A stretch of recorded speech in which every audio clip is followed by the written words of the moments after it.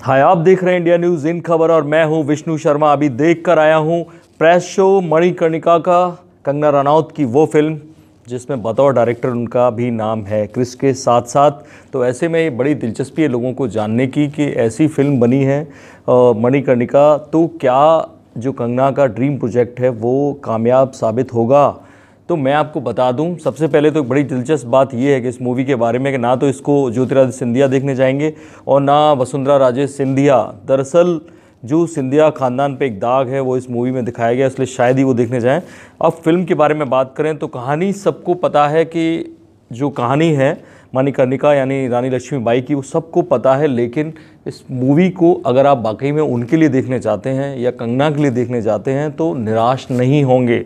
ये अलग बात है कि जो हिंदी बेल्ट के लोग हैं उनको ये फिल्म ज़्यादा पसंद आएगी, और जो लोग मणिकर्णिका यानी रानी लक्ष्मीबाई की कहानी में कोई इंटरेस्ट नहीं रखते तो उनको शायद ये पसंद ना आए। लेकिन अगर आप फिल्म देखने घुस गए तो आप निराश नहीं होंगे। पहला हाफ ज़रूर थोड़ा सा डल है, लेकिन उसके बाद फिल्म में जब पेस आता है, दरअसल फिल्म की कहानी को बुल्टअप करने के लिए लोग जानते ही नहीं है कि रानी लक्ष्मीबाई थी कौन। वो जानते हैं कि झांसी की रानी थी, लड़ते लड़ते वो मारी गई अंग्रेज़ों से, बस इतना जानते हैं। बहुत लोगों को उनके पति का नाम नहीं पता होगा, बहुत लोगों को नहीं पता था वो बिठूर में क्या कर रही थी, किसकी बेटी थी, कैसे वहाँ आई, तात्या टोपे से उनका क्या रिलेशन था। बहुत से लोगों को ये सब, पेशवा से क्या रिलेशन था, ये सब नहीं पता है। उनके लिए वाकई में इतिहास को जानना दिलचस्प होगा। एक देशभक्ति से भरपूर, इमोशंस से भरपूर ये मूवी है। कंगना ने वाकई में मेहनत की है। पहले तो कंगना ने इस फिल्म में जो जो किया, ये आप देखिए कि बोर्ड पे कौन कौन है, गीतकार और डायलॉग प्रसून जोशी के, तो वो सब आपको वो गीत जो 4-5 गाने हैं, विजयी भव हो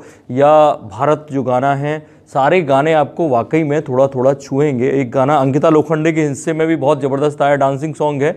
ये अलग बात है कि लोगों की जुबान पे वो गाने अभी तक नहीं चढ़े हैं, लेकिन वो सुनने में सारे अच्छे लगते हैं। शंकर एहसान लॉय म्यूज़िक उन्होंने दिया है, डायलॉग्स प्रसून जोशी के हो गए, और जो कहानी लिखी है वो बाहुबली के जो राइटर थे विजेंद्र प्रसाद, उन्होंने लिखी है। तो ऐसे में कहानी को उतना कमज़ोर नहीं होने दिया विजेंद्र प्रसाद ने। ये अलग बात है कि वो जिन लोगों ने बाहुबली देखी है वो बाहुबली जैसे उम्मीद रखें, वो ऐसा नहीं हो सकता। बाहुबली काल्पनिक कहानी थी और रानी लक्ष्मीबाई को वो ऐसा नहीं कर सकते थे, तो इसलिए जो स्पेशल इफेक्ट्स हैं वो बाहुबली के मुकाबले कमज़ोर है, काफ़ी कमज़ोर हैं। लेकिन शायद उसकी ज़रूरत यहाँ थी नहीं, क्योंकि वो फिर काल्पनिक कहानी लगती।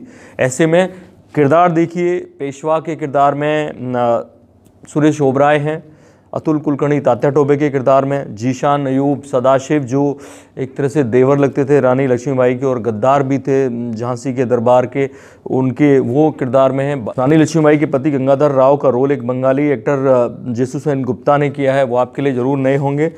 ऐसे में अंकिता लोखंडे झलकारी बाई के रोल में हैं, तो डैनी गौस जो बाबा गौस खान थे उनकी रोल में है।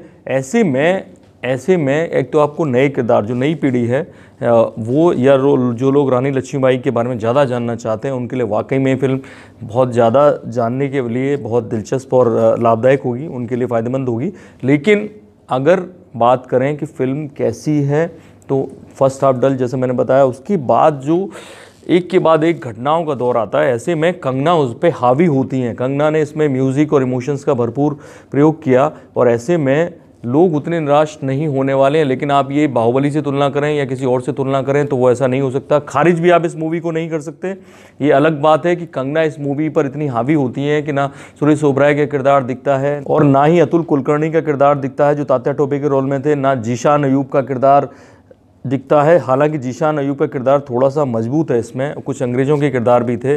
अंकिता लोखंडे ने भी छोटे से रोल में अपनी अच्छी सी जगह बनाई, एक अच्छा गाना उनके हिस्से में आया। तो कंगना के एक्शन सीन्स काफ़ी ज़बरदस्त हैं इस मूवी में, इमोशन सीन पे उन्होंने जो काफ़ी मेहनत की है। लेकिन ऐसे में उन्होंने बहुत सारे तड़के भी लगाए हैं, जिनमें से बिग बी की आवाज़ भी है इस मूवी में, जो नरेटर के तौर पे इसमें दिखते हैं। कुलभूषण खरबंदा इसमें एक अच्छा रोल प्ले कर रहे हैं। तो कंगना ने मेहनत तो काफ़ी की है, लेकिन हिस्टोरिकल लेवल पे कुछ ही, क्योंकि फ़िल्म जब आप बनाने निकलते हैं तो आसान काम नहीं होता, विशेषकर किसी हिस्ट्री बेस्ड फिल्म पर कोई कई चीज़ें वहाँ पर रिक्रिएट नहीं की जा सकती जो हिस्ट्री में हैं। तो ऐसे में उन्होंने कुछ चीज़ें छोड़ी हैं, जिनमें से रानी लक्ष्मीबाई का प्रिवी काउंसिल में जाना, अपना एक वकील जो ऑस्ट्रेलियन वकील था जॉन लैंग, उसको वहाँ भेजना, उनका मुकदमा लड़ना, वो सब इसमें नहीं है। यहाँ सीधे सीधे फाइट है।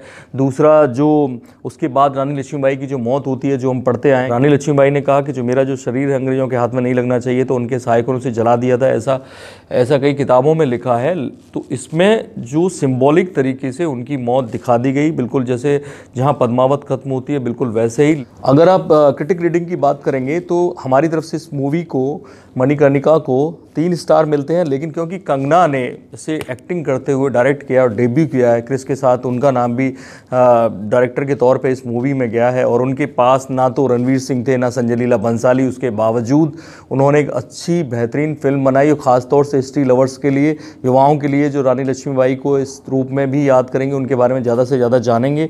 तो आधा अंक मेरी तरफ से और है, इस फिल्म को 3.5 स्टार मिलते हैं। तो आखिर में एक ज़बरदस्त इमोशनल डायलॉग के साथ जो मणिकर्णिका में कंगना के मुंह से है बुलवाया गया है, उस डायलॉग के साथ आपको छोड़ जाते हैं। आपको पसंद आएगा।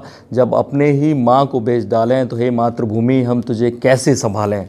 काफ़ी इमोशनल डायलॉग था ये। आप देखते रहिए इंडिया न्यूज़, सब्सक्राइब करें इन खबर। थैंक यू, नमस्कार।